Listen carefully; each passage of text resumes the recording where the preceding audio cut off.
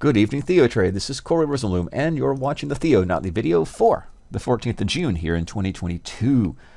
Of all the things we have coming up in the economic data, in terms of retail sales and any other major stocks doing earnings, look at a quick note about that. Adobe will have earnings later in the week, and then we'll have Accenture, FedEx, which is also up 13%.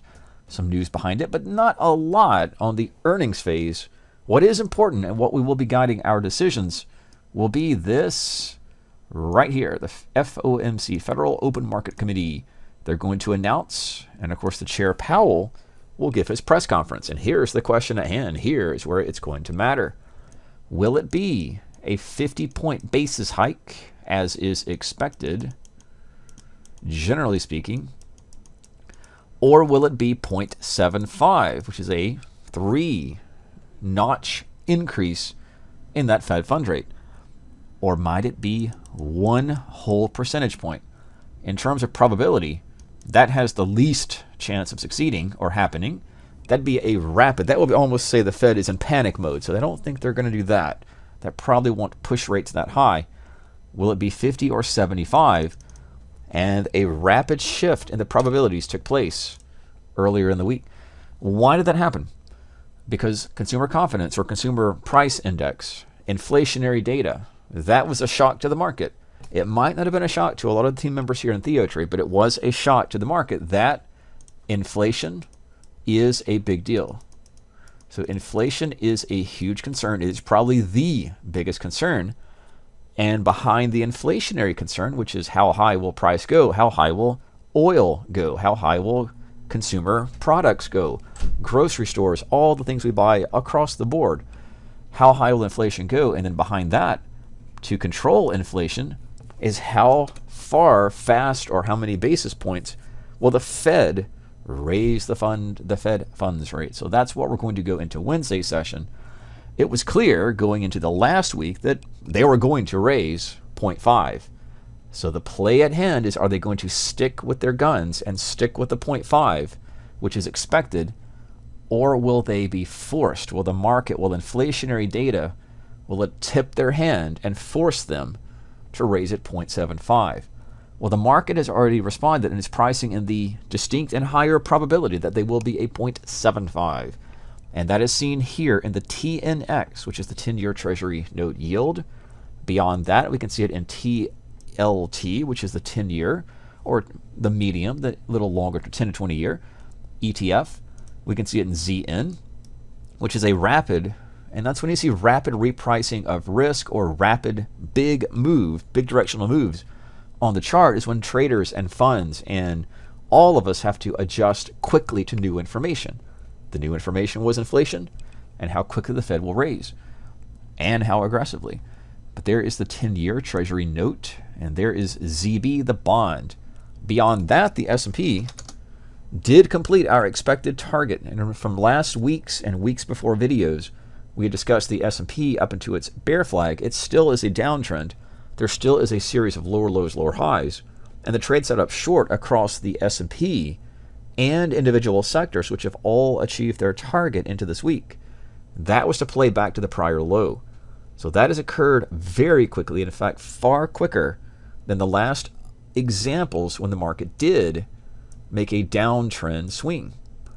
That is a huge repricing of risk with trend days, 3 trend days really, and then gaps, overnight gaps. That's a big deal in equity futures. Nasdaq is down at those lows under the 11,500. The Dow mini futures toward the 30,000, which is a very key level to keep a focus on. And of course, that Russell is back into 1,700. We discussed those individual sectors, and they're all getting some downside targets, especially the ones that are leading, which are the financial sector, XLF, the technology sector, XLK, the discretionary sector, which is XLY, and to an extent the industrials, XLI. But there are a little bit of strange differences in materials. And materials don't really have a downtrend, they have a sideways trend. So that is actually pushing lows, again, not seen in a year and beyond that in terms of their chart. But the one, and we'll come back to this as we did last video, staples are also at those lows, again, sideways trading range, not necessarily a downtrend. and healthcare. Beyond that is utilities, and utilities have traded from that high back to that low, or to fulfill quicker, much faster than expected, that trading range from 75 down to about 66. The one little strange point continues to be energy. Energy is the stock or the sector that is leading, that has relative strength, and alongside crude oil continues, for now at least, to make higher highs. So in terms of stocks that are making new 52-week highs, we can pinpoint one, CHRW, CH Robinson. And that's not going to be a big market cap. We'll pull that in to the chart. And that would be something I would not be anywhere near of interest to me in terms of a stock, even though the algorithm, even though that computer scan did show that, that is not significant. What is significant is the stocks that are pushing off to new lows, and which sectors, which stocks are leading us there. So this is the same scan that I like to run, which is a new 52-week low.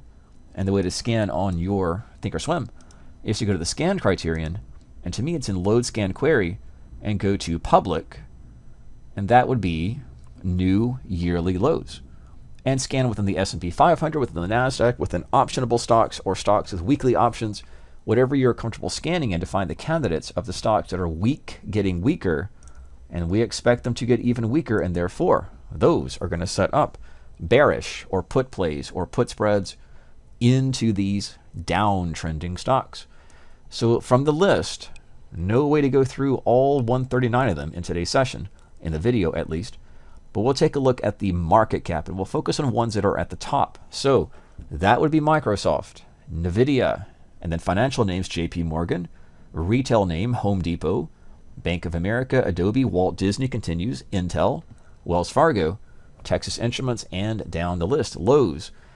So there is not a single sector that is pushing off to lows. It is multiple sectors, including retail, that would be closer to XLY, including technology, XLK, and a lot of stocks in the financial sector. So it is completely fine to just trade spreads or trade into the ETFs themselves, or for a little more risk and a little more reward potential, to trade individual equities or individual products that are leading or pushing or contributing to these downside moves.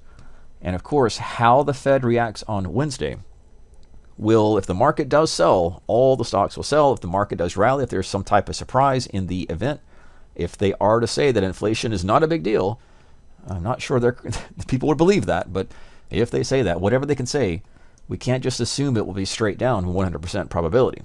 They could surprise, and that will be a bullish rally. But in the event they don't, and the market is pricing out that risk of higher interest rates faster than expected or faster than the marketplace is able to keep up, that could send stocks to tumble even lower.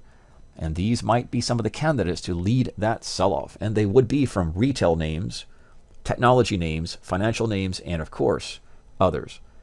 But just looking at our charts on the daily perspective, Microsoft, and looking at this, we'll pull the weekly chart as well, to see that we had a big rally, but Microsoft shares are coming off to new lows not seen since 2021.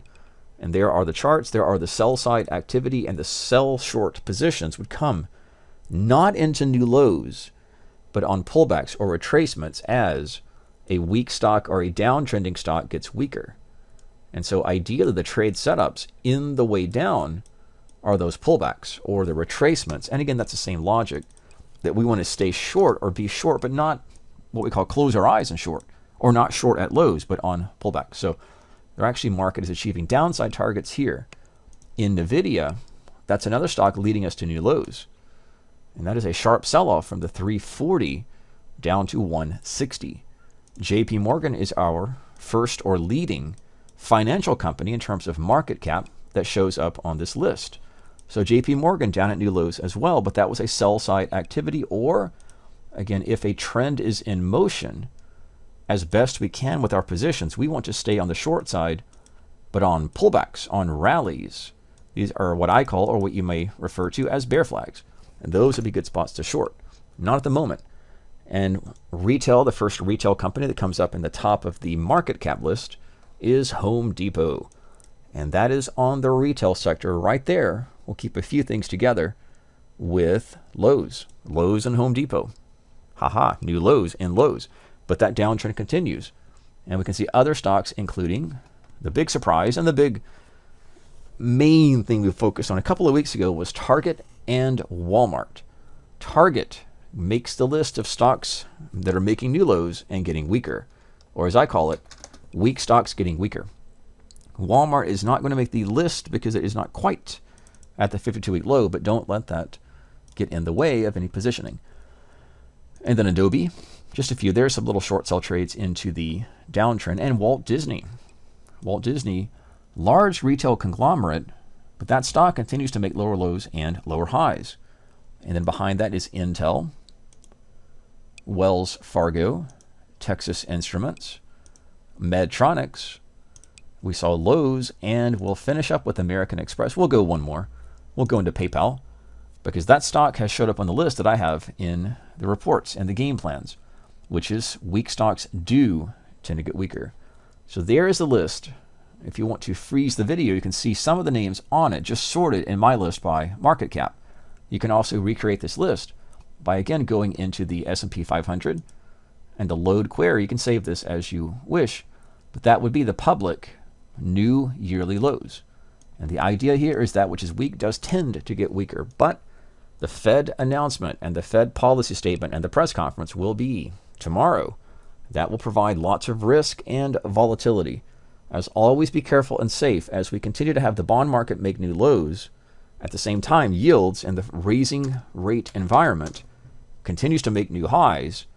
And right behind that is the equity market, which makes new lows. Continue with the downtrend. And of course, the big headline news that S&P entered a bear market. Nasdaq entered it well before, and that bear market is 20% down from the high. But keep in mind that price structure is lower lows, lower highs, lower lows, lower highs, and falling averages. That'll help you stay on the short side to protect your profits or protect your risk by short selling rallies into falling averages or falling trend lines in downtrending markets, which have now officially gotten the label of a bear market. As always, be careful and safe. This is Corey Rosen with tonight's Theo video update for June 14th, 2022.